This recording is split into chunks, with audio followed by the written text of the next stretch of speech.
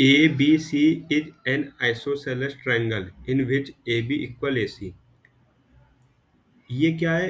एक आपके पास isosceles triangle है ए, ये वर्टेक्स आपका ए है,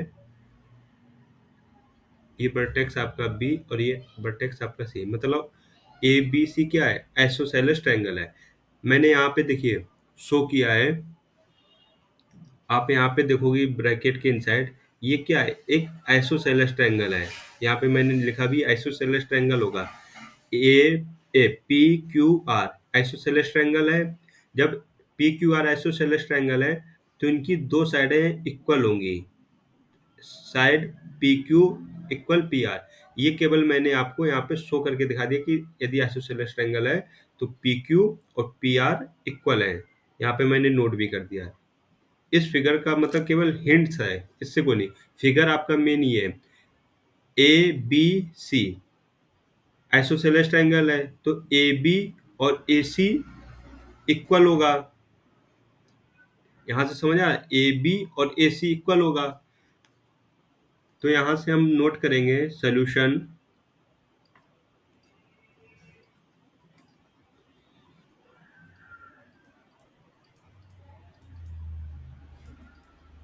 सोल्यूशन में नोट करना है कि आपको पता है ये क्या है, आपकी टेंजेंट है, आपका ये एक्सट्रा पॉइंट है, ठीक है। तो ये क्या है? टेंजेंट है आपका, और यहां से भी टेंजेंट है। तो आपको पता है कि टेंजेंट की लेंथ इक्वल होंगी। सिंस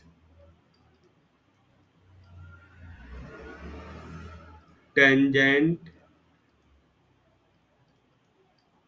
फ्रॉम एक्सटीरियर पॉइंट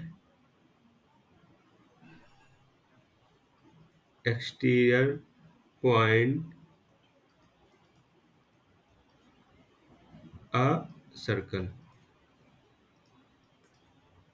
तो एक्स्ट्रा पॉइंट जब सर्कल पे होंगी टेंजेंट, यहाँ से नोट कर सकते हैं first A B sorry A D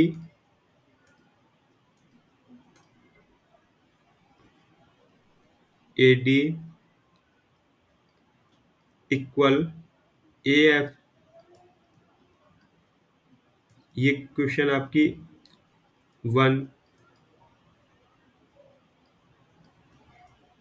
tangent from A, then B D equal B ई।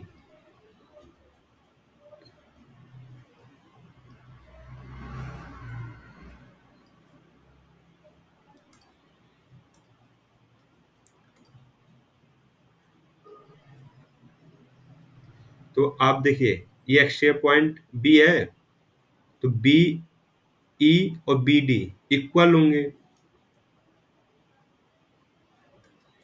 ये आपकी question 2। Tangent from B,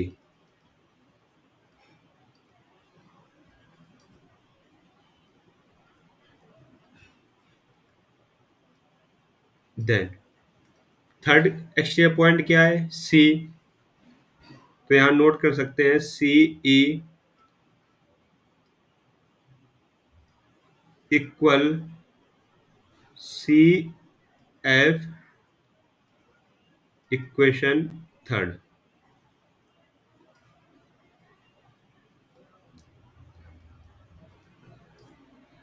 tangent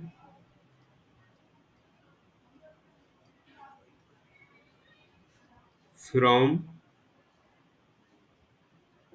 C, extra point C. इतनी बात समझ में आई? अब आपको पता है कि ये आइसोसेलेस ट्रायंगल है। जब आइसोसेलेस ट्रायंगल है तो side of A B equal होगी साइड ऑफ ए सी। यहां पे आप ब्रैकेट में नोट कर सकते हो isosceles triangle, isosceles isosceles triangle. Okay, जब ये आइसोसेलेस ट्रायंगल है तो आपको क्या करना है, ए बी इक्वल ए सी, तो इसमें आप A B minus A D, आप बोथ साइड ए डी को सब्ट्रैक्ट करा दीजिए।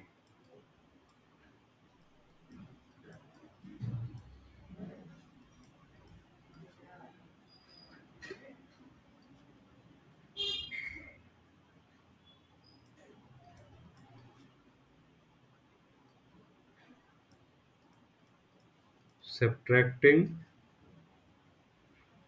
ए डी बोथ साइड्स, मैंने बोथ साइड ए डी को सब्ट्रैक्ट कराया। अब आप यहां से, आपको पता है कि जो ए डी है, आप यहां चेक करिए इक्वेशन 1, ए डी किसके इक्वल है, ए एफ के, तो यहाँ पे आपका ए डी लिखा हुआ है, तो इसके प्लेस पे हम लोग क्या लिख सकते हैं, ए एफ नोट कर सकते हैं। आपको इसके प्लेस पे नोट करना है A B minus A D equal A C minus A F. तो मैंने क्या किया, ए डी के प्लेस पे ए एफ, केवल इस पे, तो हमने यूज किया इक्वेशन 1।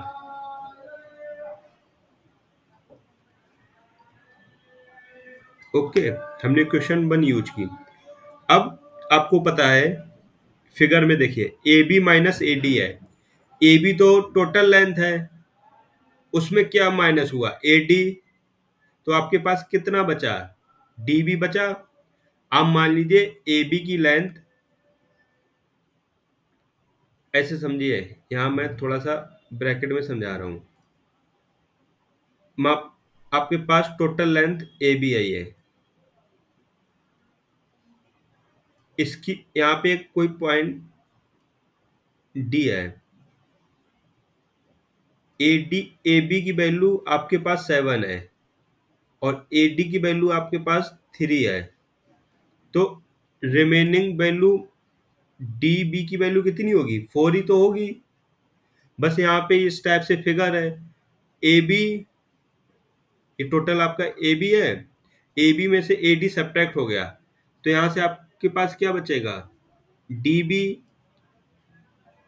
इसी टाइप से टोटल क्या है, ए सी, ए सी में से ए एफ सब्ट्रैक्ट होगा, तो आपके पास क्या आएगा, एफ सी। क्लियर, इतनी बात आपको समझ में आई होगी।